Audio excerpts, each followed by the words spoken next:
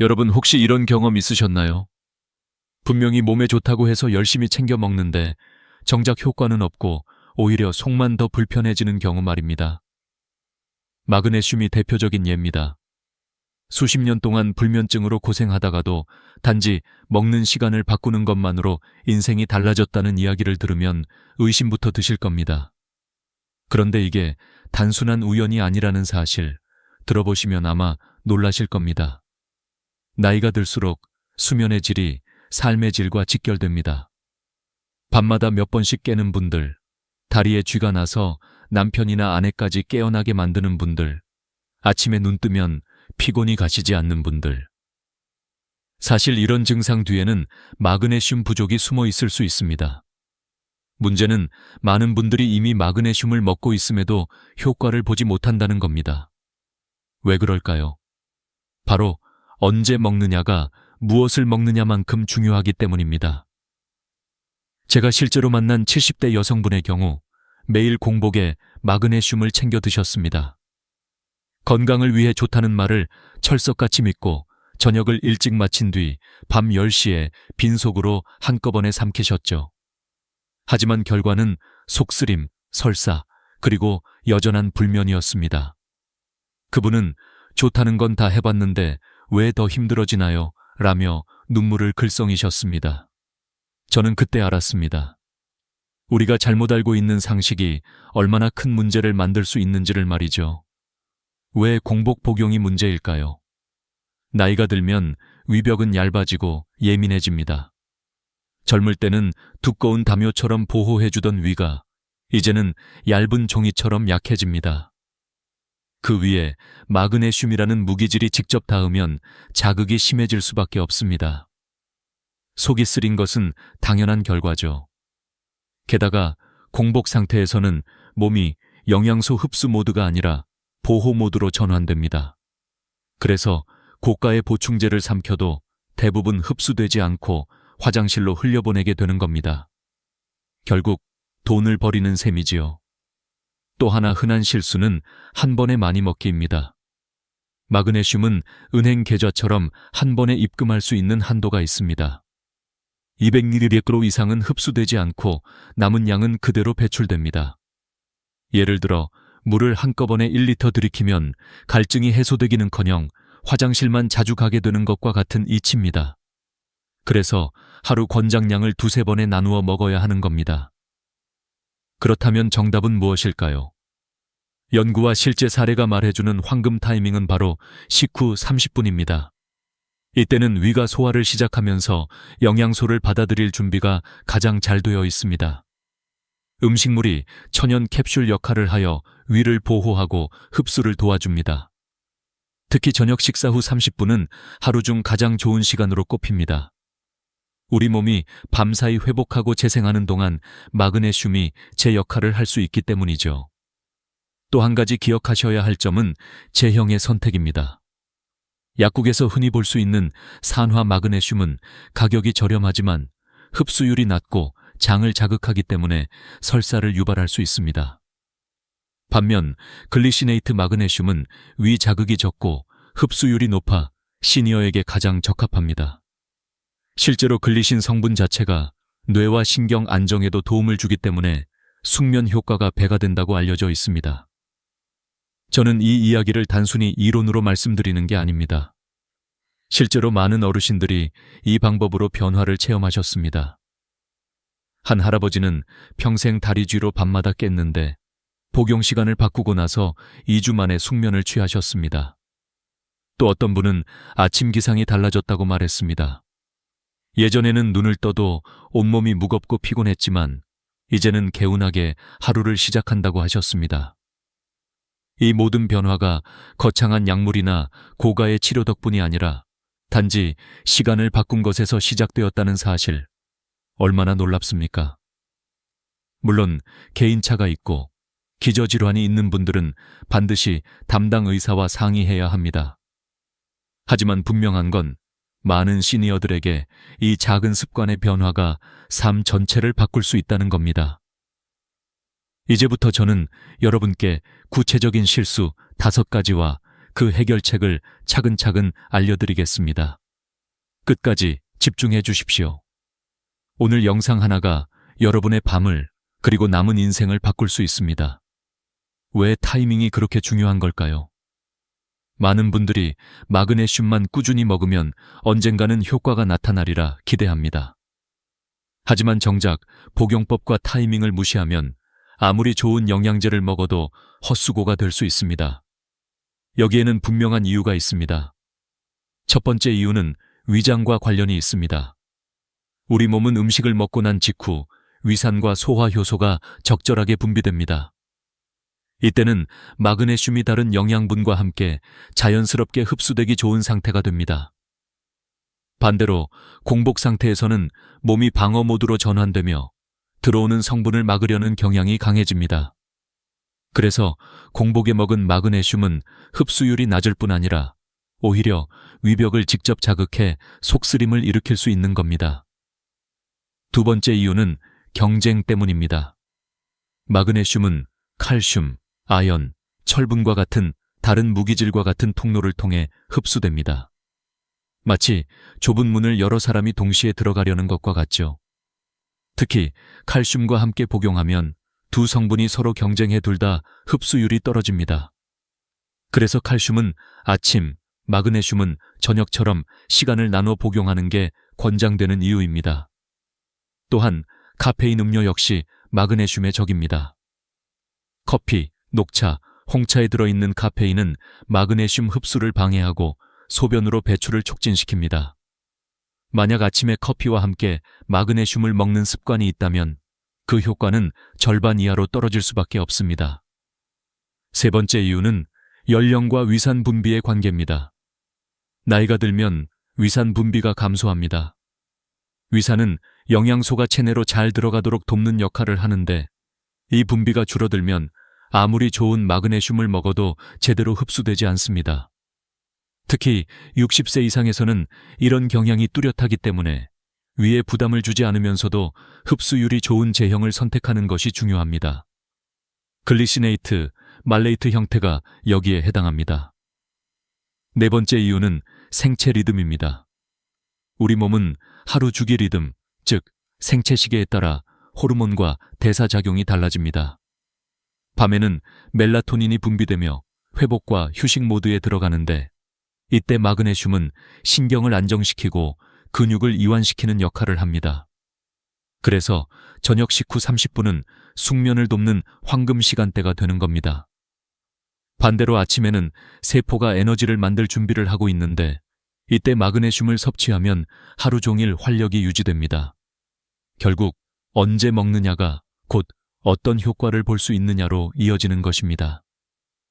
실제로 서울의 한 연구팀은 65세 이상 어르신을 두 그룹으로 나눠 같은 용량의 마그네슘을 복용하게 했습니다. 한 그룹은 공복에, 다른 그룹은 식후에 먹도록 한 결과 식후 복용 그룹에서 혈중 마그네슘 농도가 평균 30% 이상 높게 나타났습니다. 또한 불면 증상이 개선된 비율도 식후 그룹에서 2배 가까이 높았습니다. 단순히 시간만 바꿨을 뿐인데 이렇게 차이가 난다는 사실은 무시할 수 없습니다. 여기서 또 한 가지 짚고 넘어가야 할 점은 약물과의 상호작용입니다. 고혈압약, 당뇨약, 항생제, 골다공증 약 등과 마그네슘은 서로 흡수를 방해할 수 있습니다. 그래서 반드시 최소 2시간 이상의 간격을 두는 것이 필요합니다. 이것을 지키지 않으면 약효도 떨어지고 마그네슘도 헛되이 버려질 수 있습니다. 제가 만난 또 다른 70대 남성분은 마그네슘을 1년 넘게 챙겨 먹었는데 왜 이렇게 다리에 쥐가 자주 날까 하셨습니다. 살펴보니 아침 혈압약과 함께 마그네슘을 드셨던 겁니다. 시간을 바꿔 드시라고 조언했더니 불과 3주 만에 증상이 현저히 줄어들었습니다. 단순히 같이 먹으면 편하다는 생각이 얼마나 큰 차이를 만들어내는지 보여주는 사례입니다. 여러분, 우리가 건강을 위해 하는 작은 습관 하나가 오히려 건강을 해칠 수도 있습니다. 하지만 반대로 그 작은 습관 하나만 제대로 바꿔도 인생이 달라집니다. 마그네슘은 단순한 보충제가 아니라 몸 전체의 균형을 유지하는 데 필요한 필수 미네랄입니다. 300가지가 넘는 효소 반응에 관여하고 심장, 신경, 근육, 혈당 조절에까지 영향을 미칩니다. 그렇기 때문에 올바른 타이밍과 방법이 무엇보다 중요합니다. 이제부터는 많은 분들이 반복하는 5가지 치명적인 실수를 하나하나 짚어보겠습니다. 혹시 여러분도 같은 실수를 하고 계신지 꼭 점검해 보시기 바랍니다. 많은 분들이 나는 매일 규칙적으로 마그네슘을 챙겨 먹는데 왜 효과가 없지? 하고 의아해 하십니다. 사실 문제는 얼마나 꾸준히 먹느냐보다 어떻게 먹느냐에 있습니다. 바로 지금부터 말씀드릴 5가지 실수가 그 핵심입니다. 첫 번째 실수는 공복에 먹는 것입니다. 아까 말씀드린 것처럼 텅 빈 위에 마그네슘이 들어가면 위벽을 직접 자극해 속쓰림과 구토감을 유발할 수 있습니다. 특히 위 점막이 얇아진 시니어분들에겐 치명적일 수 있습니다. 게다가 공복에 먹은 마그네슘은 흡수율도 떨어집니다. 실제로 미국 영양학회 보고서에 따르면 공복 복용 그룹보다 식후 30분 복용 그룹에서 흡수율이 2배 이상 높았습니다. 공복 복용은 돈도 건강도 동시에 잃는 길입니다. 두 번째 실수는 한 번에 많은 양을 몰아서 먹는 것입니다. 오늘 깜빡했으니 저녁에 몰아서 먹어야지 라는 습관, 절대 금물입니다. 마그네슘은 한 번에 200ml 이상 흡수가 잘 되지 않습니다. 하루 406을 먹는다고 해도 한꺼번에 삼켜버리면 절반 이상이 그냥 소변으로 배출됩니다. 그뿐만 아니라 설사, 복통 같은 부작용까지 동반될 수 있습니다. 마치 한 번에 물 한 통을 들이켰을 때 몸은 필요 이상을 받아들이지 못하고 배출하는 것과 똑같은 원리입니다. 그래서 나누어 먹는 것이 필수입니다.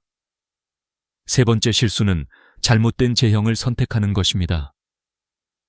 약국에서 쉽게 구할 수 있는 산화 마그네슘은 흡수율이 낮고 장에서 수분을 끌어당겨 설사를 유발하는 특성이 있습니다. 그래서 변비약으로 쓰이기도 하지요. 젊은 층도 버거운데 시니어분들께는 탈수 위험까지 생길 수 있습니다. 반대로 글리시네이트나 말레이트 같은 형태는 흡수율이 높고 위장 부담이 거의 없습니다. 게다가 글리신은 숙면을 돕고 말사는 근육 피로 회복에 도움이 되니 상황에 따라 선택하면 더 큰 효과를 볼 수 있습니다. 네 번째 실수는 칼슘과 함께 먹는 것입니다. 많은 분들이 뼈 건강을 위해 칼슘과 마그네슘을 동시에 복용합니다. 하지만 이 두 성분은 같은 흡수 통로를 사용합니다. 좁은 문에 두 사람이 동시에 들어가려 하면 결국 부딪히고 밀려나듯이 흡수율이 서로 떨어지는 겁니다. 실제 연구에 따르면 칼슘과 마그네슘을 함께 복용했을 때 각각의 흡수율이 40% 가까이 줄었습니다. 따라서 칼슘은 아침, 마그네슘은 저녁처럼 시간을 구분해 섭취해야 효과를 극대화할 수 있습니다. 다섯 번째 실수는 커피, 녹차, 홍차 등 카페인 음료와 함께 먹는 것입니다. 카페인은 마그네슘의 흡수를 방해할 뿐 아니라 소변으로 배출을 촉진합니다. 그래서 커피와 함께 먹으면 효과가 절반 이하로 떨어집니다. 만약 아침마다 커피를 즐기신다면 마그네슘 복용은 최소 2시간 전후로 간격을 두는 것이 안전합니다. 이 5가지 실수는 단순해 보이지만 실제로 많은 시니어분들이 반복하는 문제입니다. 제가 상담했던 70대 여성 환자분은 불면증 때문에 수년간 고생하셨는데 알고 보니 매일 밤 10시 공복에 산화 마그네슘 400mg를 한꺼번에 커피와 함께 드셨던 겁니다. 속쓰림은 심해지고 효과는 전혀 없었던 이유가 바로 여기에 있었습니다. 복용 방법을 바꾸고 제형을 바꿔 드신 지 한 달 만에 숙면을 경험하셨습니다. 여러분, 마그네슘은 단순히 보충제가 아닙니다. 근육, 신경, 심장, 혈당, 뼈 건강까지 몸의 거의 모든 기능에 관여하는 필수 미네랄입니다. 그래서 올바른 복용법이 무엇보다 중요합니다. 그렇다면 이제 궁금하시죠? 도대체 언제, 어떻게 먹어야 가장 효과적일까? 지금부터 일본 장수촌 어르신들이 지켜온 황금 타이밍과 실천법을 하나씩 공개하겠습니다. 일본 장수촌에서 90세를 넘어도 정정하게 사시는 어르신들에게는 공통된 습관이 있었습니다. 바로 마그네슘을 언제 먹느냐였습니다. 그 비밀은 단순했지만 강력했습니다. 첫 번째 황금 타이밍은 저녁 식사 후 30분입니다. 저녁 6시에 식사를 하셨다면 6시 30분이 바로 최고의 시간입니다. 왜일까요? 바로 이때가 위와 장이 가장 활발히 움직이며 영양소 흡수 준비가 끝나는 시간이기 때문입니다. 음식물이 위산과 함께 적절히 분해되고 위벽은 영양을 받아들일 준비를 마친 상태가 됩니다.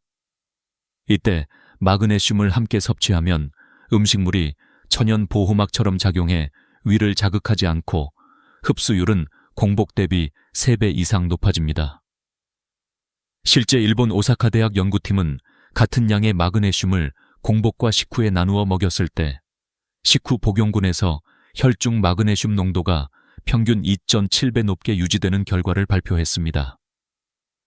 두 번째 황금 타이밍은 아침 식사 후입니다. 아침에 적정량을 나누어 먹으면 하루 종일 마그네슘 농도가 일정하게 유지됩니다.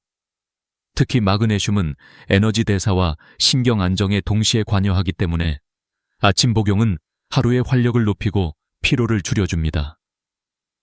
실제로 일본 나가노현의 장수 마을에서는 아침 식사 후에 마그네슘을 챙겨 드시는 전통이 있었는데 그 결과 80세 이상 어르신들의 평균 보행 속도가 일반 노년층보다 20% 이상 빨랐습니다. 세 번째 황금 타이밍은 운동 30분 전입니다. 산책이나 가벼운 체조를 하시기 전 마그네슘을 소량 복용하면 근육 이완에 도움을 줍니다. 다리 쥐가 줄어들고 운동 후 피로 회복 속도도 빨라집니다. 실제 일본 교토대학의 실험에서는 걷기 운동 30분 전에 50mg의 마그네슘을 복용한 그룹이 복용하지 않은 그룹보다 근육 피로도가 35% 낮게 나타났습니다. 그럼 구체적인 실천법을 어떻게 짜야 할까요? 예를 들어 아침 7시에 일어나 아침 식사를 7시 30분에 하신다면 그 후 8시쯤 마그네슘 100mg을 드십니다. 오후 3시쯤 가벼운 산책을 나가기 전에는 50mg를 추가로 복용합니다. 그리고 저녁 6시에 식사 후 6시 30분에 다시 100mg를 드시는 겁니다. 이렇게 3번으로 나누어 총 250mg를 섭취하면 위 부담도 없고 흡수율도 극대화됩니다. 또 중요한 비밀은 조합입니다. 마그네슘은 단독으로만 섭취하는 것보다 특정 영양소와 함께 먹었을 때 효과가 배가 됩니다. 그중 대표적인 것이 비타민 B6입니다. 비타민 B6는 마그네슘이 세포 안에서 제대로 작용할 수 있도록 돕는 보조자 역할을 합니다. 실제 하버드 의대의 보고서에 따르면 마그네슘 단독 복용 그룹보다 비타민 B6를 함께 복용한 그룹에서 수면질이 50% 이상 개선되었습니다. 동네 약국에서 흔히 파는 비타민 B 복합제에도 충분히 들어있으니 어렵지 않게 실천할 수 있습니다. 또 하나 기억하셔야 할 비법은 마그네슘 목욕입니다. 따뜻한 물에 황산 마그네슘, 일명 앱섬 솔트를 넣고 20분간 몸을 담그면 피부를 통해서도 마그네슘이 흡수됩니다. 관절염이나 근육통 완화에도 효과적이며 무엇보다 숙면을 돕습니다. 욕조가 없으시다면 조경만으로도 충분합니다. 발바닥은 제2의 심장이라 불릴 만큼 흡수율이 높기 때문에 족욕을 꾸준히 하시면 전신이 편안해지고 깊은 잠에 빠질 수 있습니다. 마지막으로 생활 속 음식과 함께 드시는 것도 좋은 방법입니다. 아몬드, 호박씨, 시금치, 두부, 바나나, 다크, 초콜릿은 마그네슘이 풍부한 대표 식품입니다. 저녁에 마그네슘 보충제와 함께 두부 반모, 시금치 나물, 바나나 하나를 곁들이신다면 약과 음식이 함께 작용해 훨씬 더 큰 효과를 보실 수 있습니다. 여러분, 마그네슘은 얼마나 많이 먹느냐가 아니라 언제 어떻게 먹느냐가 핵심입니다. 지금 말씀드린 황금 타이밍과 조합을 기억하시고 오늘 저녁부터 바로 실천해보세요.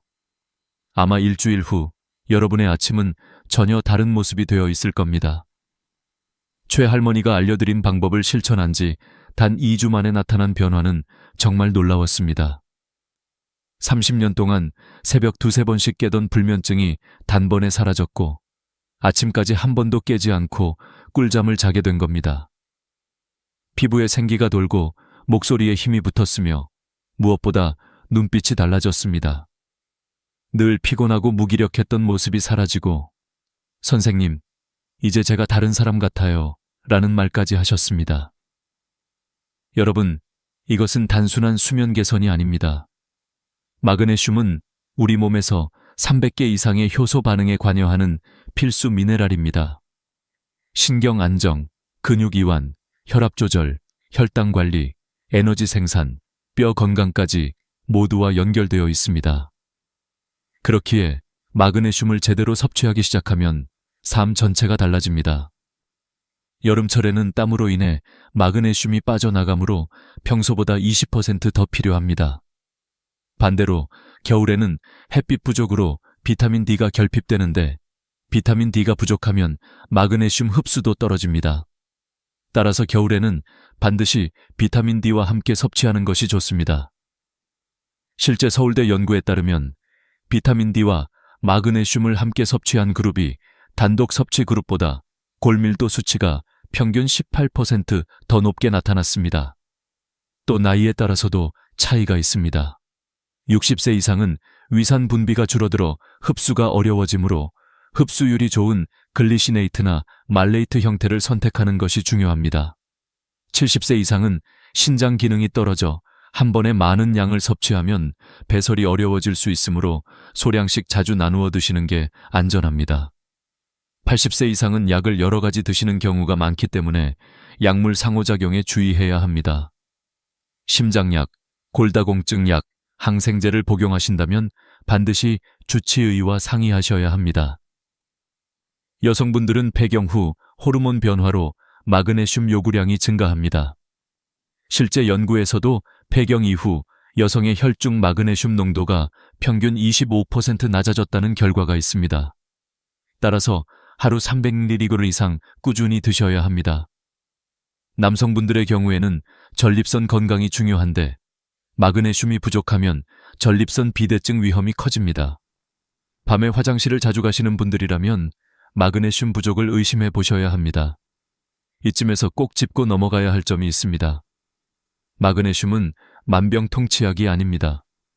균형 잡힌 식사, 꾸준한 운동, 충분한 수분 섭취, 그리고 스트레스 관리와 함께할 때 비로소 진정한 효과를 발휘합니다.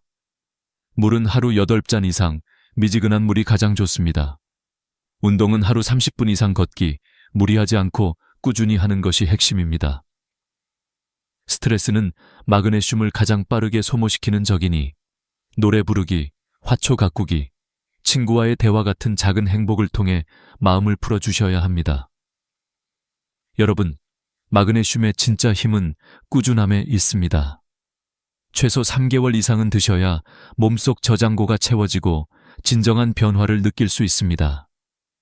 첫 2주는 수면과 근육에, 한 달 후에는 혈압과 혈당에, 2달 후에는 뼈와 에너지에, 석 달 후에는 삶 전체가 새로워집니다. 단 3개월의 꾸준한 실천이 여러분의 남은 30년을 바꿔놓을 수 있는 겁니다. 여러분, 오늘 제가 드린 말씀의 마지막 비밀을 공개하겠습니다. 동네 약국에서 단돈 2,000원으로도 살 수 있는 조합, 바로 마그네슘과 비타민 B6, 그리고 멜라토닌입니다. 이 세 가지를 함께 드시면 놀라운 시너지가 생깁니다. 멜라토닌은 우리 몸이 자연적으로 만드는 수면 호르몬인데 나이가 들수록 분비량이 줄어들어 불면증의 원인이 됩니다. 마그네슘은 멜라토닌 생성을 돕고 비타민 B6는 그 과정을 더욱 원활하게 만들어줍니다. 실제 미국 수면학회 연구에서는 이 조합이 수면제보다 안전하고 효과적이라고 발표했습니다. 저녁 식사 후 30분 마그네슘 100mg, 비타민 B6 10mg, 멜라토닌 1mg을 함께 드시면 됩니다. 단, 멜라토닌은 처음엔 0.5mg 정도로 시작해 몸에 맞게 조절하셔야 합니다. 너무 많이 드시면 다음날 머리가 무겁고 졸릴 수 있으니 주의하세요. 이 단순한 조합이 여러분의 밤을 지켜줄 수 있습니다. 또 한 가지 놀라운 방법은 마그네슘 스프레이입니다. 염화그네슘을 끓인 물에 녹여 발바닥이나 종아리에 뿌리면 피부로 바로 흡수되어 다리쥐나 불면증에 큰 도움이 됩니다. 실제로 많은 분들이 한밤중 다리쥐 때문에 괴롭던 삶이 바뀌었다라고 말합니다. 저도 직접 사용해 봤는데 다음날 아침이 정말 가벼웠습니다. 여러분, 많은 분들이 오해하는 것들이 있습니다. 마그네슘은 많이 먹는다고 좋은 게 아닙니다. 하루 400ml 이상은 해로울 수 있습니다. 또한 모든 마그네슘이 같은 것이 아닙니다. 산화 마그네슘은 시니어에게 오히려 해롭습니다. 반드시 글리시네이트나 말레이트 형태를 고르셔야 합니다. 음식만으로 충분하지 않다는 점도 꼭 기억하세요. 요즘은 토양의 영양분이 고갈되어 있기 때문에 음식으로는 충족이 어렵습니다. 오늘 제가 말씀드린 내용을 다시 정리하겠습니다. 첫째, 공복에 먹지 마시고 반드시 식후 30분에 드셔야 합니다. 둘째, 하루 권장량을 2-3번에 나눠 드세요. 셋째, 글리시네이트 또는 말레이트 형태를 선택하세요. 넷째, 비타민 B6와 함께 드시면 효과가 2배가 됩니다. 다섯째, 칼슘 카페인 탄산음료와는 시간을 두고 드셔야 합니다. 여섯째, 최소 3개월은 꾸준히 드셔야 합니다. 마지막으로 꼭 드리고 싶은 말씀이 있습니다. 건강은 잃으면 돈으로도 되찾을 수 없습니다. 그러나 작은 습관 하나로 지킬 수 있습니다. 바로 마그네슘을 올바르게 먹는 습관입니다. 저 역시 불면증으로 고생하다가 인생이 달라졌습니다. 이 방법을 실천하신다면 여러분도 10년은 젊어진 삶을 살 수 있습니다. 오늘의 영상이 도움이 되셨다면 좋아요를 눌러주시고 불면증이나 건강 문제로 힘들어하는 가족, 친구들에게 꼭 공유해주세요. 그들의 삶도 여러분 덕분에 바뀔 수 있습니다. 그리고 구독 버튼을 누르시면 매주 돈 안 드는 건강 비법을 전해드리겠습니다. 다음 영상에서는 무릎 통증 없이 100세까지 걷는 비밀을 알려드리겠습니다.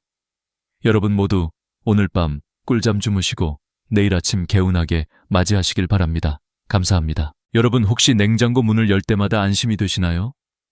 그 속에 들어있는 익숙한 채소들이 평생 건강의 비결이라고 믿어오셨을 겁니다. 그러나 오늘 저는 그 믿음 뒤에 숨은 충격적인 진실을 말씀드리려 합니다. 우리가 건강식이라 부르는 그 채소들이 나이가 들수록 오히려 뇌와 심장을 조용히 위협할 수 있다는 사실을요. 믿기 어렵겠지만 지난 30년 동안 저는 한국과 미국에서 수천 명의 노년 환자를 진료하면서 같은 패턴을 보아왔습니다. 담배도, 패스트푸드도, 술도 아닌 잘못된 시간에 먹은 채소 한 접시가 어느 날 아침 말을 더듬게 하고 팔이 들리지 않게 만든 경우 말입니다. 60세 이후의 몸은 젊을 때와 완전히 다릅니다. 혈관의 탄력은 떨어지고 대사 속도는 느려지며 약 하나하나가 몸 안에서 다른 방식으로 작용합니다. 그런데 우리는 여전히 젊을 때의 습관으로 먹고 마십니다. 채소는 무조건 좋다. 많이 먹을수록 건강하다는 생각 말입니다. 하지만 이것이야말로 위험의 시작입니다. 얼마 전 부산에서 만난 한 70대 여성 환자분이 있었습니다. 평생 채식주의자로 살아오신 분이었죠.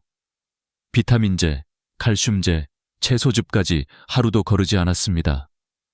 그런데 어느 날 갑자기 왼쪽 팔이 저려 응급실로 실려왔습니다. 검사 결과는 허혈성 뇌졸중 초기. 이유는 간단했습니다. 시금치와 칼슘제를 함께 복용하면서 혈관 안에 미세한 결정이 쌓여 있었던 것입니다. 이분은 오히려 건강을 지키려던 습관 때문에 병을 부른 셈이었습니다. 사람들은 묻습니다. 그럼 채소가 나쁘단 말입니까? 아닙니다. 문제는 채소 자체가 아니라 먹는 시간과 조합입니다. 아침에는 약이 되고 밤에는 독이 되는 채소가 있습니다. 낮에는 혈관을 깨끗이 하지만 약과 함께 먹으면 혈액을 뭉치게 하는 채소도 있습니다. 예를 들어 시금치, 브로콜리, 양상추, 당근, 마늘, 양파, 옥수수, 아스파라거스, 토마토. 이들은 모두 건강의 상징처럼 여겨집니다. 하지만 나이가 들수록 이 채소들이 몸 안에서 어떻게 작용하는지를 모른 채 먹게 되면 그것이야말로 조용한 위험이 됩니다. 실제로 미국 노인심혈관연구소의 통계에 따르면 65세 이상 뇌졸중 환자의 28%가 잘못된 식품 조합과 야간 수분 불균형에서 비롯된 것으로 확인되었습니다. 특히 한국처럼 채소 위주의 식단을 가진 나라에서는 건강식 과신 증후군이 훨씬 흔하다고 합니다. 저는 오랜 세월 환자들을 보며 깨달았습니다. 나이든 몸에는 음식이 약이기도 하지만 약만큼의 독이 되기도 한다. 그 경계는 아주 미묘합니다. 예를 들어 같은 시금치라도 오전 10시에 먹으면 혈류를 돕지만 저녁 10시에 칼슘제와 함께 먹으면 혈관을 막습니다. 같은 마늘이라도 낮에는 혈전을 막지만 한금고제를 복용하는 이에게는 뇌출혈의 위험을 높입니다. 그렇다면 어떻게 해야 할까요? 정답은 단순합니다. 채소를 끊는 것이 아니라 채소를 이해하는 것. 언제, 어떻게, 무엇과 함께 먹는지를 아는 것이야말로 진짜 건강의 시작입니다. 우리는 너무 오랫동안 양에 집중해 왔습니다. 이제는 시간과 조합에 집중할 때입니다. 젊을 때처럼 아무 때나 아무 조합으로 먹는다면 그것은 더 이상 건강식이 아니라 몸을 갉아먹는 습관이 됩니다. 여러분 기억하십시오. 나이가 들수록 음식은 몸에 쌓이는 기록이 됩니다. 오늘의 한 접시가 내일의 혈관이 되고 오늘의 선택이 내일의 뇌를 만듭니다. 오늘 저는 여러분과 함께 냉장고 속 평범한 채소들이 어떻게 양날의 검이 될 수 있는지, 그리고 그것들을 어떻게 하면 약처럼 먹을 수 있는지를 차근히 이야기하려 합니다. 이 이야기는 단순한 식단의 문제가 아닙니다. 내 몸을 지키는 지혜의 문제입니다. 혹시 지금도 냉장고 안에 시금치, 브로콜리, 양상추가 있습니까? 그렇다면 이제부터 그 식탁이 여러분의 건강을 바꾸는 출발점이 될 겁니다. 시금치, 브로콜리, 양상추, 이 세 가지 채소는 한국인 식탁에서 빠질 수 없는 친구들입니다. 하지만 저는 이 세 가지가 나이든 몸에선 언제 도구로 바뀔 수 있는가를 수없이 목격해왔습니다. 먼저 시금치입니다. 평생 건강의 상징처럼 여겨진 채소죠. 시금치는 철분이 많아 피를 만든다는 말, 누구나 한 번쯤 들어보셨을 겁니다. 그러나 그 철분보다 더 강력한 성분이 바로 옥살레이트입니다. 이 옥살레이트는 젊을 때는 별 문제가 되지 않지만 60세가 넘으면 이야기가 달라집니다. 왜냐하면 그 시점부터 많은 분들이 골다공증 예방을 위해 칼슘제나 비타민 D 보충제를 복용하기 때문입니다. 이 조합이 바로 문제입니다. 시금치의 옥살레이트가 칼슘과 결합하면 혈관 안에 미세한 결정체를 만들고 그것이 쌓이면 마치 오래된 수도관 안쪽에 녹이 새우는 것처럼 혈관이 굳어갑니다. 부산의 70대 여성 환자분은 하루 한 끼를 시금치 나물로 드셨습니다. 나는 고기도 안 먹고 담백하게 산다며 늘 자신 있었죠. 그런데 어느 날 갑자기 팔이 저리고 말을 더듬기 시작했습니다. MRI 결과는 뇌경색 초기. 원인은 시금치 펴룩칼슘제. 이분이 잘못한 게 아닙니다. 문제는 좋은 것끼리 함께 먹으면 더 좋을 거야 라는 믿음이었습니다. 그렇다면 시금치를 아예 끊어야 할까요? 아닙니다. 끊는 것이 아니라 순서를 바꾸는 것이 해답입니다. 칼슘제나 비타민 D를 먹었다면 최소 4시간 이후에 시금치를 드세요. 또한 시금치를 데친 뒤 그 물을 버리면 옥살레이트의 80% 이상이 줄어듭니다. 이 작은 습관 하나로 혈관의 나이는 10년 이상 젊어질 수 있습니다. 다음은 브로콜리입니다. 슈퍼푸드라고 불리며 항암 채소로 유명하지요. 하지만 한금고제를 복용하는 분들에게는 이 또한 조심해야 할 식품입니다. 브로콜리에는 비타민 K가 아주 풍부합니다. 문제는 바로 이 비타민 K가 약의 작용을 방해한다는 겁니다. 광주에 사는 68세 남성 환자분이 있었습니다. 심장 스텐트 시술 후 매일 와파린을 복용했는데 브로콜리가 몸에 좋다고 해서 일주일 내내 드셨죠. 결과는 IR 수치 불안정, 응급실 입원 직전이었습니다.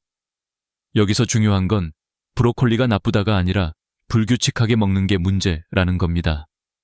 어떤 주는 매일 먹고 어떤 주는 안 먹고 이렇게 불안정한 패턴이 혈액 응고 수치를 흔들리게 합니다. 따라서 일주일에 2~3번 먹는다면 그 리듬을 일정하게 유지해야 합니다. 식단의 안정성이야말로 뇌졸중 예방의 가장 확실한 보험입니다. 세 번째 채소, 양상추. 샐러드로 먹으면 속이 편하고 다이어트에 좋다. 특히 저녁 식사 대용으로 양상추를 즐기는 분이 많습니다. 하지만 이 습관이 밤중 혈전의 원인이 될 수 있다는 사실 알고 계셨나요? 양상추에는 미약한 이뇨작용이 있습니다.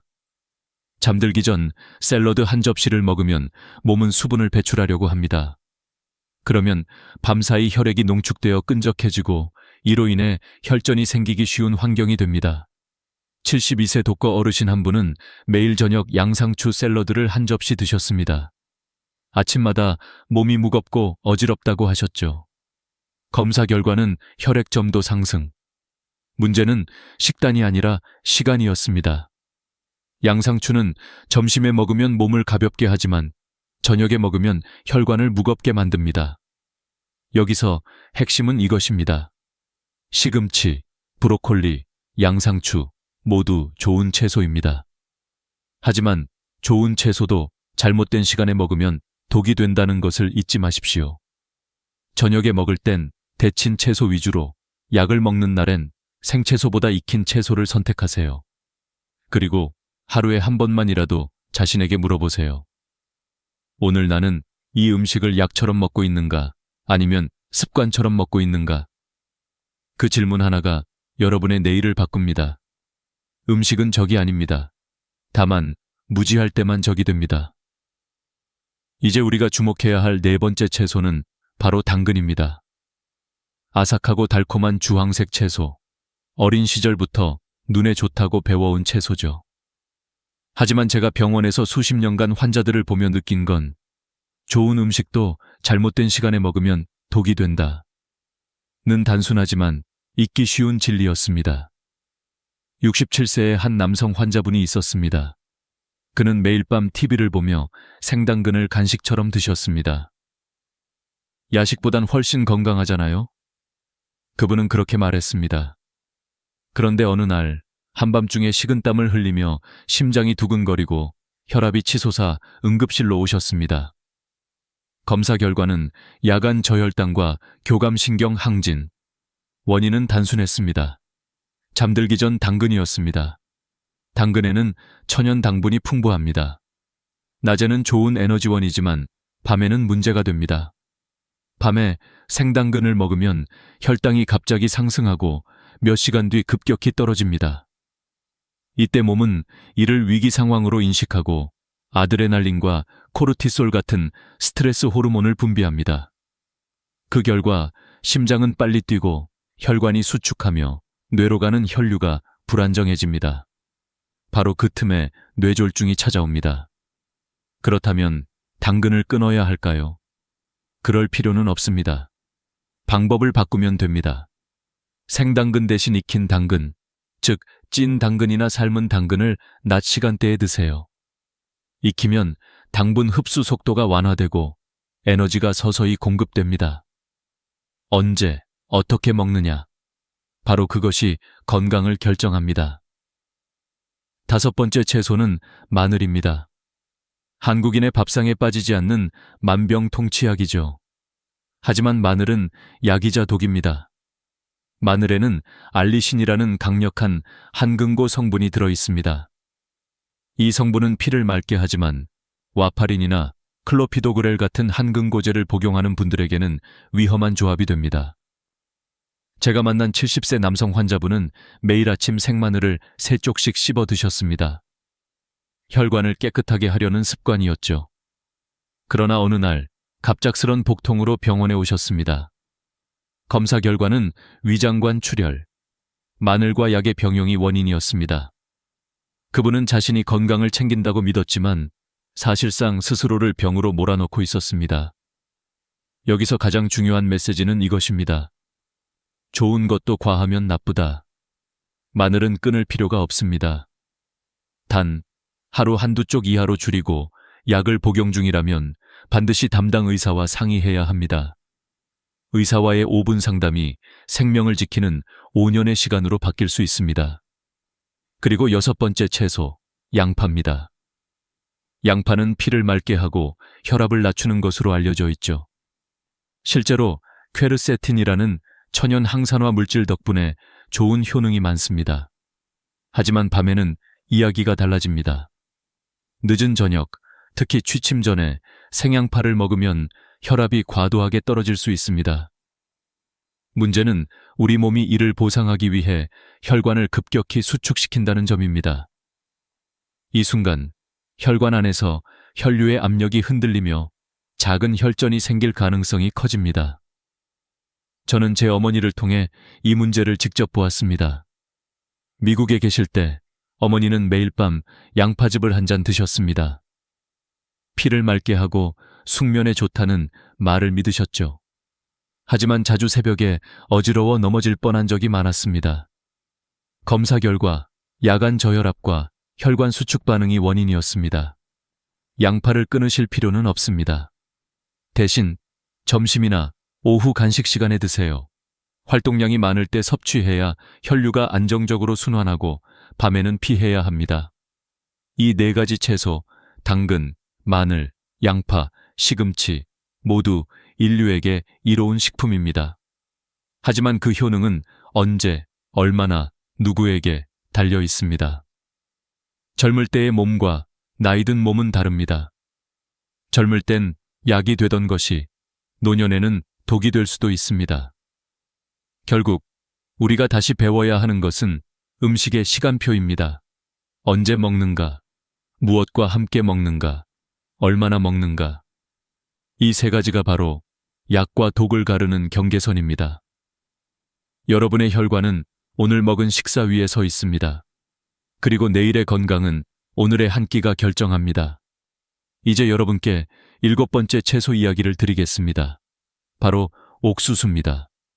여러분은 아마 이렇게 생각하실 겁니다. 옥수수?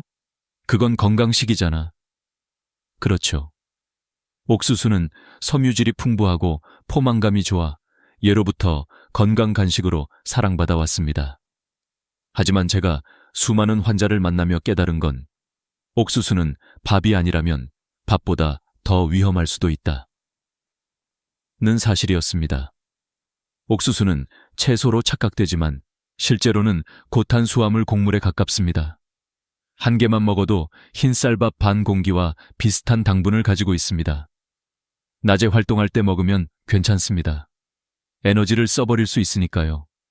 하지만 저녁에, 특히 잠들기 전에 먹는다면 이야기는 완전히 달라집니다. 그 이유는 혈당의 롤러코스터 때문입니다. 옥수수를 먹으면 혈당이 급격히 상승합니다. 그 후 인슐린이 분비되면서 혈당이 빠르게 떨어집니다.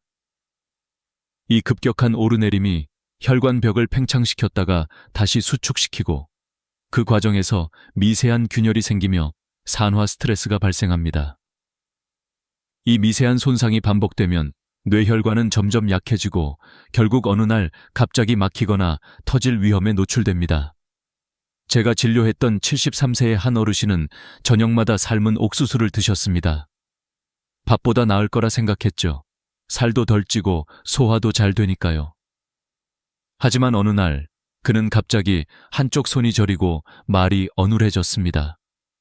검사 결과는 일과성 허혈 발작, 즉 뇌졸중의 전조였습니다. 그분은 충격을 받으셨죠. 옥수수가 나를 아프게 했다니요? 그렇다면 옥수수를 먹지 말아야 할까요? 아닙니다. 문제는 양과 타이밍입니다. 옥수수를 간식이 아닌 주식의 일부로 생각해야 합니다. 즉, 옥수수를 먹을 땐 밥이나 빵의 양을 줄여야 하고 저녁보다는 아침이나 점심에 섭취해야 합니다. 그리고 무엇보다 중요한 건 옥수수를 식사 대용으로 착각하지 않는 것입니다. 음식의 본질을 알고 먹는 것, 그것이 현명한 식사입니다. 이제 8번째 채소, 아스파라거스로 넘어가겠습니다. 이 채소는 혈관 청소부로 불릴 정도로 인기가 많죠. 하지만 나이가 들면 그 효능이 반대로 작용할 수 있습니다. 아스파라거스에는 강한 이뇨작용이 있습니다. 젊을 때는 이게 좋습니다. 불필요한 노폐물을 배출하고 부기를 빼주니까요. 하지만 60세 이후에는 밤에 아스파라거스를 먹는 습관이 매우 위험해질 수 있습니다. 왜일까요? 밤에 아스파라거스를 먹으면 몸이 수분을 계속 배출하게 됩니다. 그 결과 자는 동안 탈수 상태가 되죠. 탈수는 혈액을 끈적이게 만듭니다. 끈적한 피는 혈관 속을 천천히 흘러가며 혈전이 생길 확률을 높입니다. 이때 만들어진 혈전이 아침에 일어나는 순간 갑자기 뇌로 이동하면 어떤 일이 벌어질까요? 그렇습니다. 바로 뇌졸중입니다. 그렇다고 토마토를 피하라는 얘기는 아닙니다. 토마토는 여전히 훌륭한 식품입니다. 리코펜이라는 항산화 물질은 심혈관 질환의 위험을 낮추고 피부 노화를 늦추며 특히 남성의 전립선 건강에도 큰 도움이 됩니다. 문제는 먹는 방법과 시간입니다. 첫째, 토마토는 생으로 많이 먹지 말고 익혀서 드세요. 익힌 토마토의 리코펜 흡수율은 생토마토보다 3배 높습니다. 둘째, 밤보다는 낮에 드세요. 밤에는 신경계가 민감해져서 히스타민 반응이 강해지기 때문입니다. 셋째, 가지, 감자, 고추 등 같은 가지과 채소를 한 번에 너무 많이 먹지 마세요. 이들은 모두 같은 계열 성분을 지니므로 한꺼번에 섭취하면 혈관 수축이 더 강해질 수 있습니다. 토마토를 제대로 먹는 법은 간단합니다. 점심에 토마토국 한 그릇, 저녁에는 익힌 토마토 소스에 두부나 생선을 곁들이면 됩니다. 이렇게 하면 뇌혈관에도 부담이 없고 항산화 효과도 유지됩니다. 이제 시선을 한국의 전통 밥상으로 옮겨봅시다. 건강의 상징인 채소 이야기를 넘어 이제는 한국인의 식탁에 매일 오르는 음식들이 뇌혈관에 어떤 영향을 주는가를 살펴볼 시간입니다. 첫 번째는 바로 김치입니다. 한국인의 영혼이자 밥상의 상징이죠. 하지만 김치 한 접시엔 평균 1200mg 이상의 나트륨이 들어 있습니다. 세계보건기구 WHO가 권장하는 하루 소금 섭취량이 2000mg이니 김치 2접시만 먹어도 이미 하루 권장량의 절반을 넘는 셈입니다. 문제는 나트륨이 우리 몸에서 수분을 끌어당긴다는 것입니다. 즉, 피가 점점 짠 피가 되어가죠. 이 짠 피는 혈관벽을 부풀리고 장기간 반복되면 혈압이 올라갑니다. 결국 혈관이 마치 오래된 수도관처럼 딱딱해지며 뇌졸중의 밑바탕이 됩니다. 그러나 김치를 완전히 끊으라는 얘기가 아닙니다. 김치는 단순한 음식이 아니라 문화이자 정서의 일부이기 때문이죠. 단지 방법을 바꾸는 겁니다. 첫째, 저염 김치를 선택하세요. 요즘은 소금 양을 3중반 40% 줄인 제품도 많습니다. 둘째, 국물은 남기세요. 국물에 대부분의 소금이 들어 있습니다. 셋째, 김치를 먹을 때는 신선한 채소나 과일을 함께 곁들이세요. 이렇게 하면 칼륨이 나트륨을 중화해 줍니다. 제가 만난 80세의 정씨 어르신은 고혈압 약을 드시면서도 김치를 끊지 못하셨습니다. 김치 없인 밥이 안 넘어가요. 그분께 제가 제안했습니다. 그럼 김치를 절반만 덜 짜게 담가보세요. 한 달 후 혈압이 15나 낮아졌습니다. 그분은 웃으며 말했죠. 싱거워도 괜찮네요. 이제 혀가 익숙해졌어요. 결국 문제는 음식이 아니라 습관입니다. 익숙한 짠맛을 조금씩 줄이는 것, 그 단순한 변화가 뇌혈관을 지키는 첫걸음입니다. 이제 다음 음식으로 넘어가 보겠습니다. 한국에서 건강식의 대명사로 불리는, 그러나 때로는 약보다 위험할 수도 있는 음식, 바로 인삼입니다. 한국에서 인삼은 오랫동안 기력의 근원, 천연 보약으로 불려왔습니다. 어르신들께 인삼차는 일상의 활력제이며 손자에게 줄 최고의 선물이기도 하죠. 하지만 저는 수십 년간 환자들을 진료하며 인삼이 어떤 경우에는 보약이 아니라 독약이 될 수도 있다는 사실을 너무나 자주 보았습니다. 그 이유는 간단합니다. 인삼 속에는 혈액순환을 돕는 사포닌, 진세노시데 성분이 들어 있습니다. 이 성분은 적당히 섭취하면 혈관을 확장하고 피를 맑게 해줍니다. 하지만 문제는 많은 분들이 인삼을 많이 먹을수록 좋다라고 오해한다는 겁니다. 게다가 이미 한근고제나 혈압약을 복용 중인 시니어들이 인삼을 함께 섭취하면 몸속 균형이 무너져 버립니다. 실제로 제가 치료했던 73세의 한 환자분은 심근경색 수술 후 매일 와파린을 복용 중이셨습니다. 그런데 친구가 준 국산 홍삼즙을 하루 2포씩 꾸준히 드셨죠. 몇 주 뒤 갑자기 복통과 어지럼증이 나타났고 검사 결과 위장관 출혈이 확인되었습니다. 그분은 충격을 받았죠. 아니, 건강하려고 먹은 건데 왜 이렇게 된 거예요? 이 사건의 원인은 명확했습니다. 인삼의 사포닌이 와파린의 한근고 작용을 방해한 것입니다. 결국 피가 지나치게 묽어지면서 위장 출혈이 생긴 거죠. 이 사례는 결코 드문 일이 아닙니다. 특히 60세 이후에는 약물 대사 속도가 느려지기 때문에 건강식품이라도 몸 안에 오랫동안 남아 예상치 못한 반응을 일으킬 수 있습니다. 그렇다면 인삼을 완전히 피해야 할까요? 아닙니다. 인삼은 여전히 훌륭한 약재이자 음식입니다. 핵심은 언제, 어떻게, 얼마나 입니다. 첫째, 인삼은 공복에 절대 드시지 마세요. 빈속에 섭취하면 위를 자극하고 혈당이 급격히 떨어질 수 있습니다. 식사 후, 특히 단백질이 포함된 식사 뒤에 섭취하면 흡수율이 높고 부작용이 줄어듭니다. 둘째, 인삼은 약을 복용한 지 최소 2시간 이후에 드셔야 합니다. 혈압약이나 한근고제, 혈당약과 동시에 섭취하면 상호작용이 생깁니다. 만약 의사에게 괜찮겠죠? 라는 질문이 망설여진다면 그것은 이미 확인이 필요하다는 신호입니다. 셋째, 인삼의 종류도 중요합니다. 홍삼은 열을 내기 때문에 체질적으로 열이 많은 분이나 불면증이 있는 분에게는 오히려 해롭습니다. 반면 수삼이나 백삼은 비교적 순하고 부담이 덜합니다. 따라서 체질과 계절, 복용약물에 따라 선택을 달리해야 합니다. 넷째, 하루 복용량을 지키세요. 하루 3개에서 5기면 충분합니다.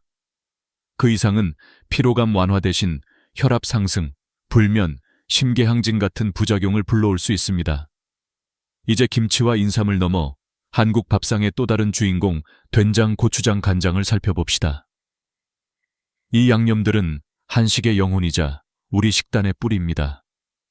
하지만 그 속에는 우리가 생각하는 것보다 훨씬 많은 소금과 당분이 숨어 있습니다. 된장 한 숟가락에는 평균 나트륨 700mg, 고추장 한 숟가락에는 600mg, 간장은 한 큰술만으로 1000mg의 나트륨이 들어 있습니다. 그 말은 곧 된장찌개 한 그릇으로 이미 하루 권장량의 절반을 먹는다는 뜻이죠. 이 소금은 혈압을 높일 뿐 아니라 혈관벽을 마치 오래된 고무처럼 딱딱하게 만듭니다. 특히 60세 이상은 신장의 여과 능력이 떨어져서 나트륨이 잘 빠져나가지 못하기 때문에 위험이 배로 커집니다. 그럼에도 불구하고 짜야 맛있다는 오래된 습관은 쉽게 고쳐지지 않습니다. 하지만 단 2주만 조금 싱겁게 먹어보세요. 놀랍게도 미각은 빠르게 적응합니다. 그리고 혈압은 평균 1000mg/ml까지 낮아질 수 있습니다. 이제 마지막 경고입니다. 많은 분들이 식사 후 소주 한 잔은 괜찮겠지 하시죠. 하지만 소량의 술조차 혈압을 출렁이게 하고 심박수를 불안정하게 만듭니다. 특히 한근고제, 혈압약, 당뇨약을 함께 복용하는 분이라면 단 한 잔의 술이 치명적인 출혈이나 저혈압 쇼크로 이어질 수 있습니다. 저는 환자들에게 이렇게 말합니다. 술은 해로운 게 아닙니다. 문제는 언제, 왜 마시는가입니다. 기쁨을 나누는 자리에 마시는 한두 잔은 좋지만 건강을 위해 마신다면 그것은 착각입니다. 여러분, 우리는 이미 너무 많은 건강 상식을 알고 있습니다.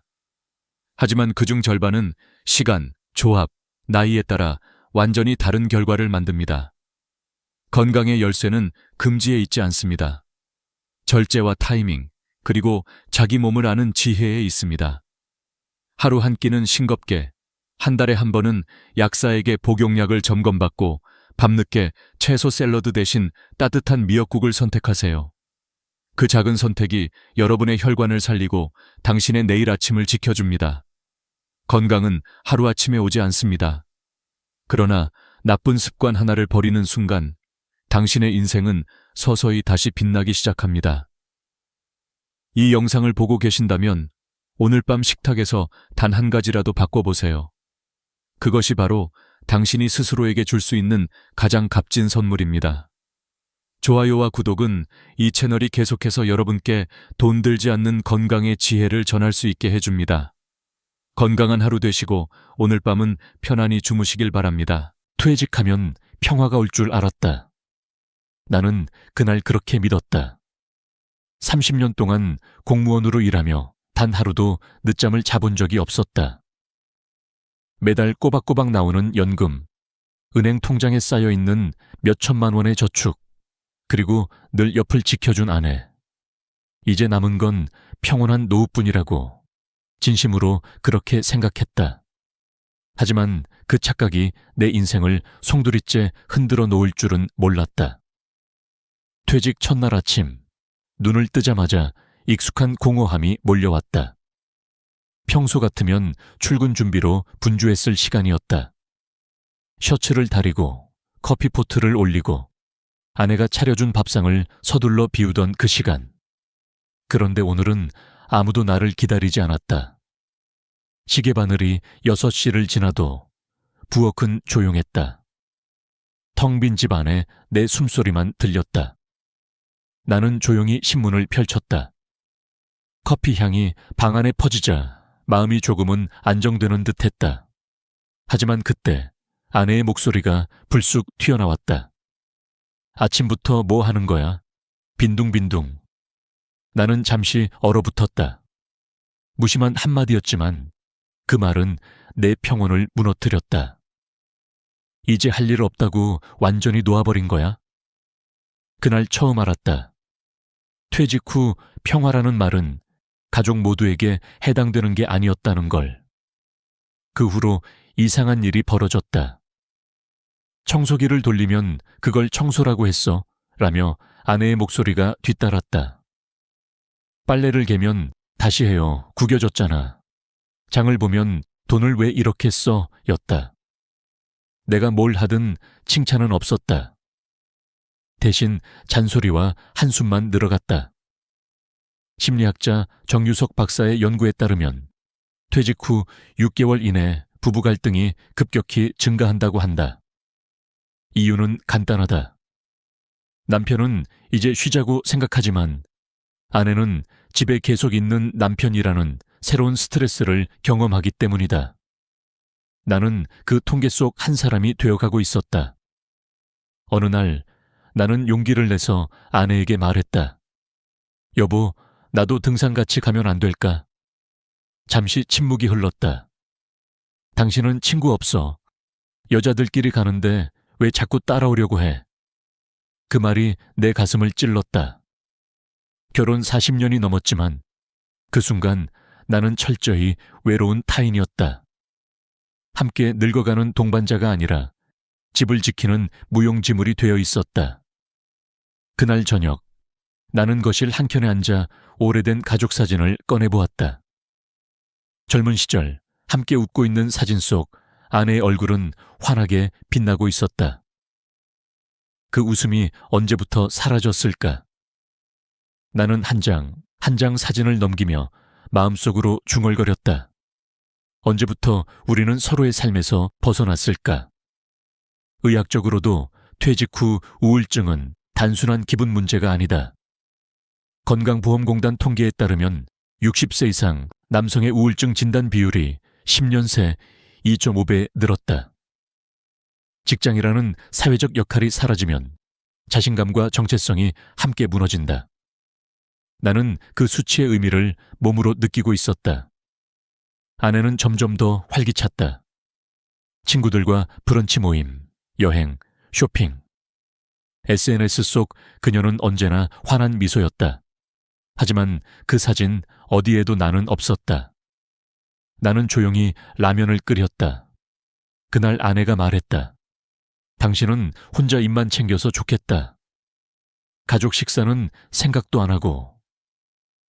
순간 젓가락이 멈췄다. 차려달라고 한 적도 없는데 오히려 혼자 먹으라 했던 사람의 입에서 나온 말이었다. 그날 밤 잠이 오지 않았다. 천장을 바라보며 한참을 생각했다. 나는 언제 이렇게 초라해졌을까? 퇴직 전에는 존경받는 공무원이었고, 아버지였고, 남편이었다. 하지만 이제는 그 모든 역할이 사라졌다. 심장 박동이 이상하게 느려졌다. 피곤하지도 않은데 몸이 무겁고 머리는 텅 비었다. 의료기사에서 봤던 문장이 스쳐 지나갔다. 은퇴 후 첫 1년은 신체적 쇠퇴가 가장 빠르게 진행되는 시기다. 아마도 내 마음이 먼저 늙어가고 있었던 것 같다. 그때 깨달았다. 진짜 퇴직은 회사에서가 아니라 관계에서 시작된다는 것을. 나는 더 이상 아내의 인생 속에서 필요한 존재가 아니었다. 그래서 다음 날 나는 일기장에 한 줄을 적었다. 이제부터 나를 다시 알아보자. 그 한 문장이 내 인생의 전환점이 될 줄은 그때 몰랐다. 퇴직 후 2달째, 나는 점점 집안의 공기를 읽는 법을 배워야 했다. 문을 여는 소리, 냉장고 문이 닫히는 속도, 심지어 아내의 숨소리까지도 눈치의 신호처럼 들렸다. 오늘은 기분이 좋은가, 나쁜가? 그것이 하루의 분위기를 결정했다. 웃음 한 번 없는 집은 늘 긴장으로 가득했다. 아침 8시, 나는 습관처럼 방바닥을 닦고 커튼을 걷었다. 햇살이 따뜻하게 쏟아지는데 이상하게 공기가 차가웠다. 청소는 내가 할게. 괜히 건드리지 마. 아내의 말은 여전히 냉담했다. 나는 억지로 웃었다. 그냥 심심해서 해봤어. 심심하면 나가서 산책이라도 하지. 그 말에 고개를 숙였다. 산책이라도 하려면 신발장 앞에서 또 잔소리를 들을 게 분명했다. 이상했다. 예전엔 하루 종일 바깥에 있어도 집이 그립더니 이제는 하루 종일 집에 있어도 도망치고 싶었다. 내가 벌어온 월급으로 이 집을 샀지만 정작 지금은 내 자리가 없었다. 소파에 앉으면 거기 쿠션 눌린다. 주방에 가면 왜 설거지통 건드려? 냉장고를 열면 간식 또 먹어? 내 손길이 닿는 모든 곳이 금지 구역이 되어 있었다. 나는 어느새 집안에서 잠깐 나갔다 올게 라는 말을 습관처럼 하게 되었다. 마치 허락을 구하듯. 하지만 돌아오면 아내의 눈빛은 더 싸늘했다. 또 어디 갔다 와? 시간 아깝게. 그 한마디에 가슴이 철렁 내려앉았다. 심리상담센터에서 발표한 자료에 따르면 퇴직 후 남편과 아내가 함께 보내는 시간이 4배 이상 늘어나면서 갈등 지수가 급등한다고 한다. 특히 아내가 집안의 생활 리듬을 지켜온 경우 남편의 존재가 침입처럼 느껴진다고 했다. 나는 그 침입자였다. 그래서 요즘은 뭐 하고 살아? 그녀의 말투는 늘 가시가 있었다. 그냥 책 좀 읽고 청소도 하고. 책? 하루 종일 집에 있으면서 그게 다야? 나는 아무 대답도 하지 않았다. 대신 신문을 뒤집었다. 활자가 흐릿하게 흔들렸다. 어느 날 나는 정말로 아내의 말을 따라 산책을 나갔다. 동네 공원 벤치에 앉아 멍하니 하늘을 봤다. 퇴직자들 몇 명이 모여 장기를 두고 있었다. 그들의 웃음소리가 유난히 크게 들렸다. 한 노인이 내 옆에 앉으며 말했다. 처음엔 다 그래요. 나도 집에 있을 때는 와이프가 밥도 같이 안 먹으려 했어. 나는 그 말에 고개를 끄덕였다. 그럼 어떻게 하셨어요? 밖으로 나왔지. 사람 만나야 살아. 안 그러면 미쳐. 그의 말은 단순한 조언 같지만 내 귀에는 절박한 경고로 들렸다. 그날 집으로 돌아오자마자 나는 인터넷에서 퇴직 후 남성 우울증이라는 단어를 검색했다. 수많은 글이 뜨는데 놀랍게도 그중 절반 이상이 배우자와의 갈등으로 시작되고 있었다. 한 연구에서는 남성 노인의 58%가 퇴직 후 배우자와의 관계 악화로 인해 정서적 고립을 경험했다고 답했다. 그 수치가 내 이름처럼 느껴졌다. 그날 저녁 아내가 말했다. 이젠 삼시세끼 차리는 것도 지겹다. 나도 좀 쉬어야지. 그래, 알겠어. 나는 조용히 라면을 끓였다. 그런데 아내가 지나가며 비아냥거렸다. 당신은 혼자 입만 챙겨서 좋겠다. 가족은 생각도 안 하고. 그 말이 내 귓가에 오래 남았다. 나는 문득 결혼 초를 떠올렸다. 신혼 때 아내는 내가 늦게 들어와도 밥을 차려주었고 피곤하다고 하면 등을 두드려 주었다. 그 따뜻한 손길이 이제는 왜 이렇게 멀게 느껴질까? 혹시 내가 변한 걸까? 아니면 시간이 우리를 변하게 한 걸까? 밤이 깊어질수록 침묵은 더 무거워졌다. 잠을 이루지 못하고 거실로 나와 앉았다. 시계 초침 소리가 유난히 크게 들렸다. 그때 문득 이런 생각이 스쳤다. 내가 죽으면 과연 이 집은 달라질까? 무서운 생각이었다. 하지만 그것이 내 진심이었다. 그날 나는 한참을 창문 너머 불빛을 바라봤다. 이웃집 거실에서는 누군가의 웃음소리가 들렸다. 그 평범한 소리가 그렇게 부러울 줄은 몰랐다. 사람은 누구나 사랑받기보다 존중받고 싶어 한다. 하지만 존중은 말로 얻는 게 아니었다. 함께 웃어주고 들어주고 기다려주는 것에서 나온다는 걸 나는 너무 늦게 배웠다. 그날 밤 나는 또다시 일기장에 적었다. 존중이 사라진 집은 아무리 넓어도 감옥이다. 펜끝이 흔들렸다. 내 손이 떨린 건 추위 때문이 아니었다. 그날 저녁 나는 오랜만에 웃을 수 있을 거라 믿었다. 딸과 사위 그리고 손주까지 모두 모여 함께 식사하는 날이었기 때문이다. 오랜만에 가족이 한자리에 모인다는 사실만으로도 마음이 따뜻해졌다. 나는 아침부터 식탁보를 펴고 그릇을 닦았다. 오늘은 웃으면서 밥 먹자.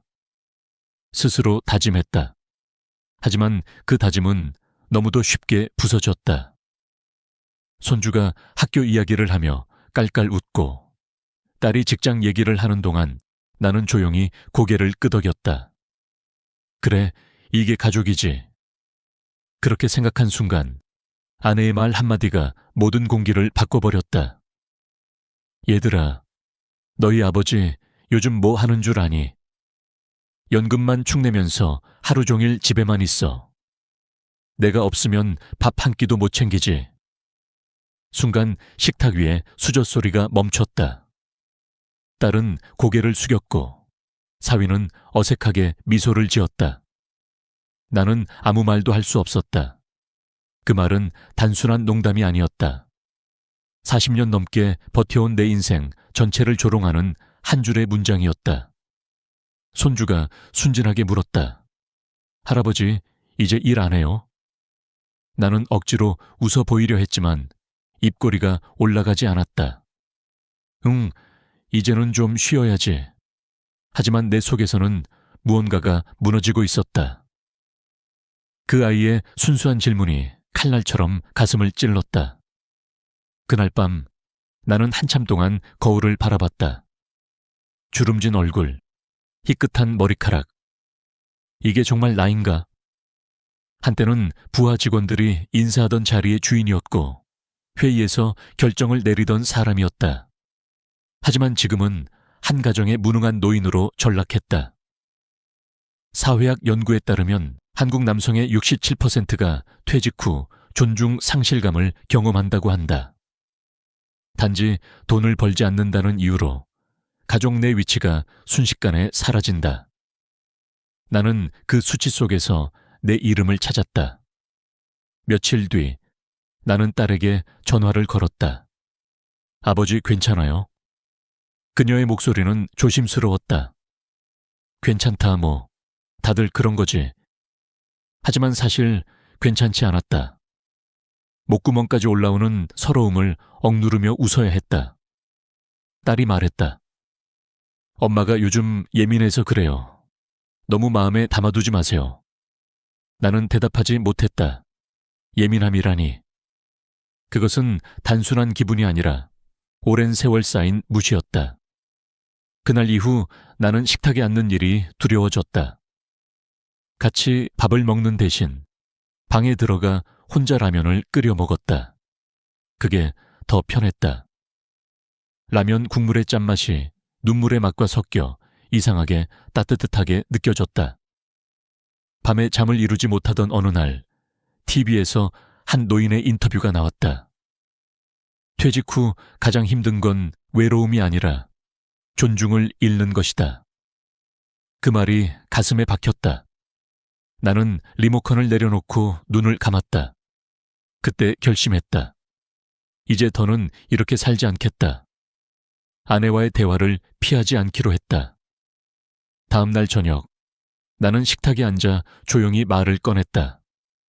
여보, 우리 이렇게 계속 싸우면서 살 필요 있을까? 아내는 눈을 흘겼다.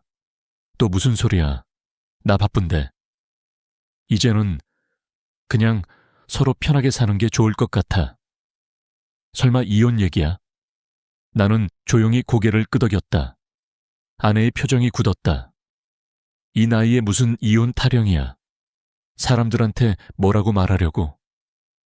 그 말에 나는 씁쓸하게 웃었다. 남들보단 내 인생이 더 중요해졌어. 그날 밤 오랜만에 깊은 잠을 잤다. 이상하게도 마음이 편안했다. 무거운 짐을 내려놓은 기분이었다. 다음 날 아침 나는 일기장에 한 줄을 더 적었다. 이제부터는 나 자신을 위해 살겠다. 펜끝이 흔들렸지만 글씨는 단단했다. 퇴직 후 처음으로 나는 다시 나를 찾아가고 있었다. 그리고 그 길은 혼자 걷는 길이 될지도 모른다는 걸 알면서도 이상하게 두렵지 않았다.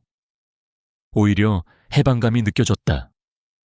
사람은 누구나 늦게라도 스스로를 되찾아야 한다. 그날 이후 내 삶은 천천히, 그러나 확실히 변하기 시작했다. 이혼 이야기를 꺼낸 그날 이후 집안의 공기는 달라졌다. 말 한마디 없이 서로 지나쳤고 아내의 눈빛에서도 더 이상 분노가 아니라 냉담함만 남아있었다. 이상하게도 그 침묵이 나를 덜 괴롭혔다. 싸우지 않아도 무시당하지 않아도 되는 하루. 그렇게 시작된 고요한 아침은 낯설었지만 오히려 편안했다. 나는 매일 새벽 집 근처 호수를 돌았다. 아침 햇살이 물결 위에 부서지고 새들이 지저귀는 소리를 들으며 깊게 숨을 들이쉬었다. 이게 진짜 쉼이구나. 문득 그런 생각이 들었다. 회사에 있을 땐 매일 바빴다.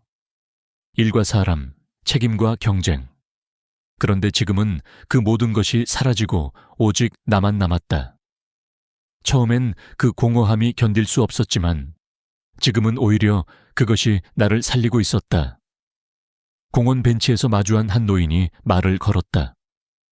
혼자 나오셨어요? 나는 웃으며 대답했다. 예, 그냥 바람 좀 쐬러요. 그는 고개를 끄덕이며 말했다. 퇴직 후엔 혼자 있는 법을 배우는 게 제일 중요해요.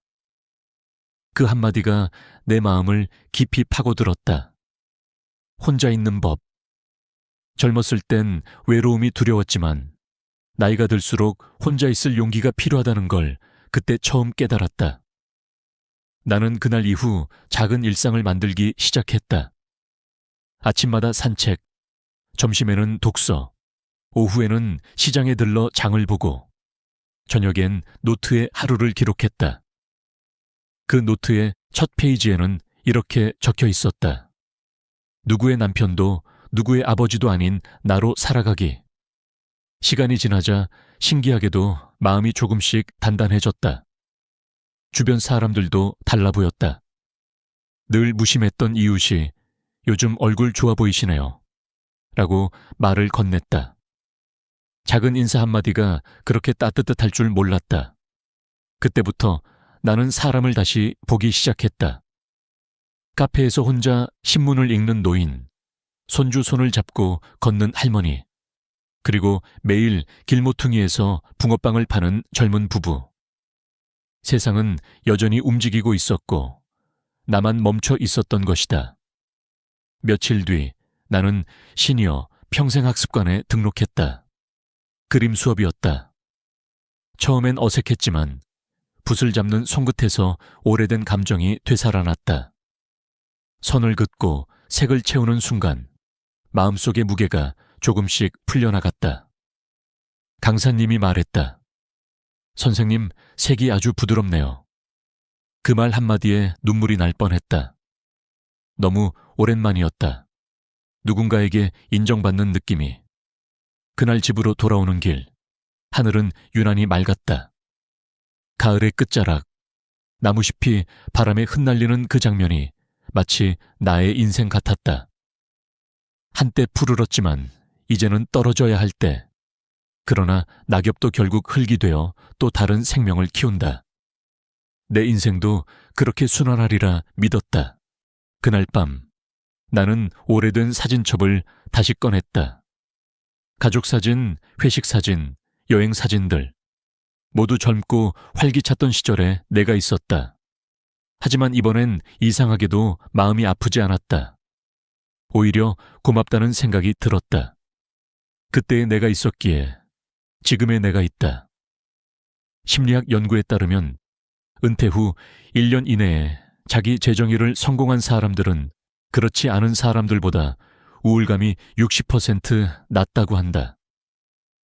삶의 중심을 다시 나로 옮겨야만 마음이 건강해진다는 것이다.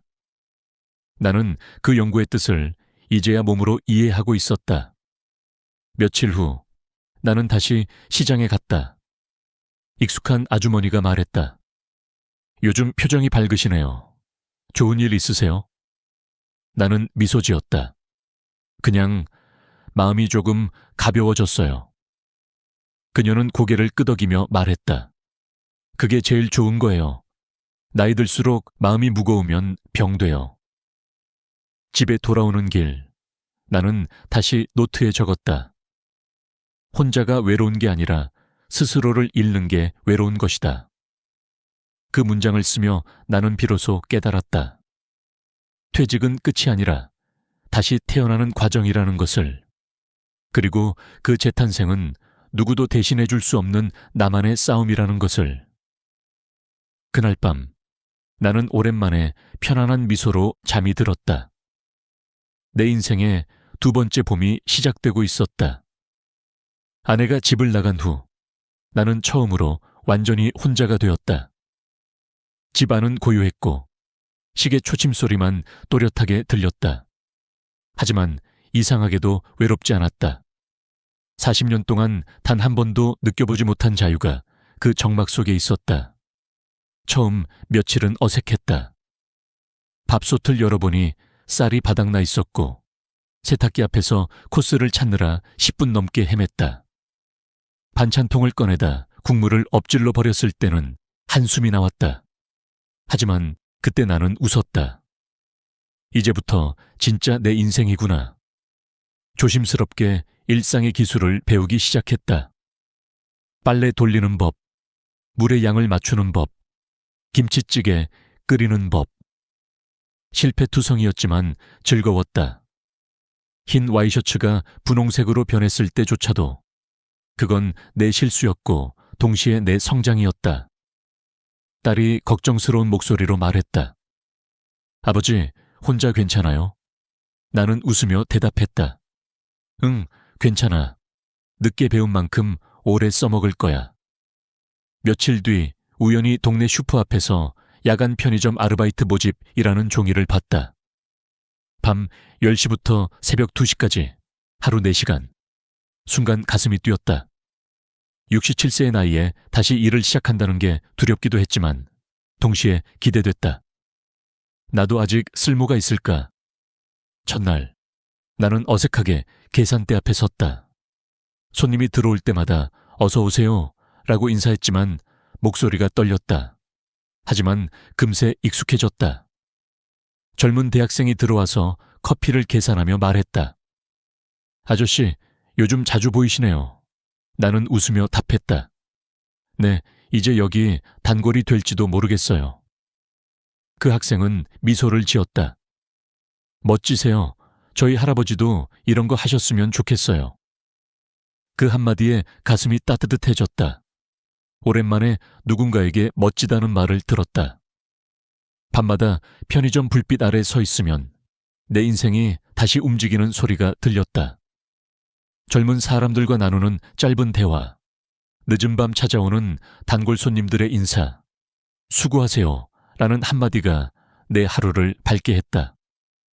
한 아주머니는 계산을 마치며 말했다. 이 늦은 시간까지 고생하시네요. 그래도 얼굴이 밝아요. 그 말에 나는 처음으로 진심으로 웃었다. 고맙습니다. 일하는 게 즐겁네요. 그때 깨달았다. 사람은 일을 통해 살아있다는 걸 느낀다는 사실을.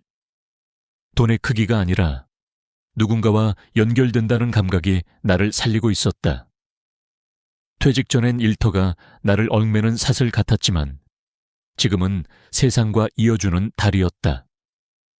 그 다리 위에서 나는 다시 걸었다. 천천히, 그러나 분명히.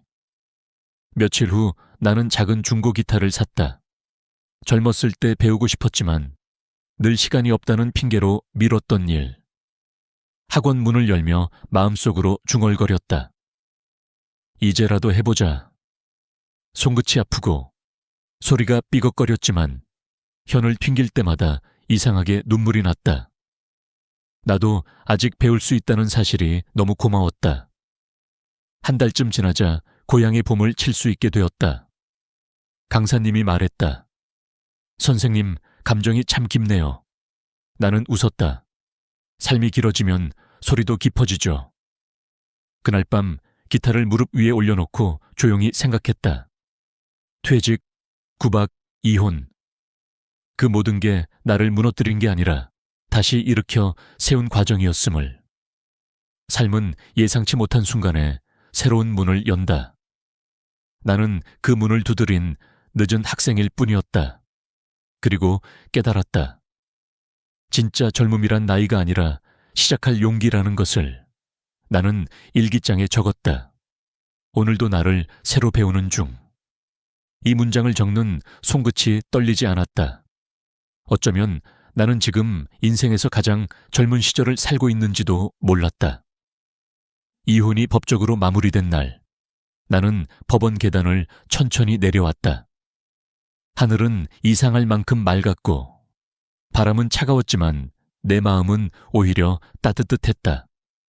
40년 동안의 결혼이 끝났지만 이상하게도 상실감보다 해방감이 더 컸다. 마치 오랫동안 조여있던 넥타이를 벗어던진 기분이었다. 그날 저녁 작은 월세방에 돌아와 차를 한 잔 끓였다. 컵에서 올라오는 김이 유리창에 닿아 하얗게 퍼졌다. 그 순간 마음속에 문득 이런 생각이 떠올랐다. 이제야 비로소 나로 돌아왔구나. 그 후로의 삶은 놀랍게도 단순하고 그러나 풍성했다. 아침에는 동네 공원을 산책하며 마주치는 사람들과 인사를 나눴다. 좋은 아침이네요. 오늘은 날이 맑아요. 이 짧은 대화들이 하루의 시작을 환하게 했다. 예전엔 몰랐다. 이런 작은 인사가 이렇게 마음을 따뜻하게 할 수 있다는 걸. 낮에는 편의점 아르바이트를 계속했고 저녁엔 기타 학원에 나갔다. 시간이 날 때면 근처 복지관에서 서예를 배우기도 했다. 붓끝이 종이를 스칠 때마다 내 마음도 함께 정리되는 기분이었다. 먹의 향이 코끝을 간지릴 때마다 지나온 세월이 천천히 흩어져 가는 듯했다. 하루하루는 단조로웠지만 이상하게도 지루하지 않았다. 오늘 내가 할 일을 스스로 정할 수 있다는 사실이 나를 살아있게 했다. 예전엔 늘 누군가의 기대와 불만 속에서 움직였지만 이제는 오롯이 나를 위해 하루를 보냈다. 경제적으로는 예전보다 빠듯했다. 집을 팔고 재산을 나눈 뒤 남은 돈은 많지 않았다. 하지만 연금과 알바비로 충분히 생활할 수 있었다. 라면 하나를 끓이더라도 이제는 눈치를 보지 않아도 됐다. 누가 뭐라 하든 나는 나의 방식으로 살겠다. 그게 내 인생의 새로운 원칙이 되었다. 한 번은 편의점에 단골 아주머니가 와서 말했다. 선생님 얼굴이 참 편안해지셨어요. 뭔가 좋은 일 있으신가 봐요. 나는 웃으며 답했다. 이제 매일이 좋은 날이에요. 그녀는 미소 지으며 고개를 끄덕였다. 그 말 참 좋네요. 매일이 좋은 날이라. 그날 집에 돌아오며 나는 곱씹었다. 매일이 좋은 날이라니 얼마나 멋진 말인가. 사실 좋은 일이 생겨서 좋은 게 아니라 나쁜 일이 없다고 괴로워하지 않게 된 게 진짜 평화였다. 그 후 나는 오랫동안 미뤄왔던 일 하나를 실행에 옮겼다. 스마트폰으로 일기 대신 SNS에 글을 쓰기 시작한 것이다. 제목은 퇴직 후 다시 배우는 인생. 처음엔 몇몇 댓글만 달렸지만 어느 날 한 문장이 수백 개의 좋아요를 받았다. 존중은 타인에게서 오는 게 아니라 스스로를 대하는 태도에서 시작된다. 그 문장은 내 지난 시간을 정리하는 말이었다. 퇴직 후 무너진 건 돈도 건강도 아니었다. 스스로를 존중하지 못했던 나 자신이었다. 남의 기대에 갇혀 살다 보니 나라는 존재를 잊고 있었던 것이다. 그날 이후 나는 내 삶을 다시 존중하기로 했다. 아침에 커피를 마시며 창밖을 보는 시간도, 밤에 기타줄을 하나씩 튕기는 시간도, 그 모든 순간이 존중의 표현이었다. 딸은 어느 날 전화를 걸어 이렇게 말했다. 아버지, 요즘 목소리가 참 밝아요.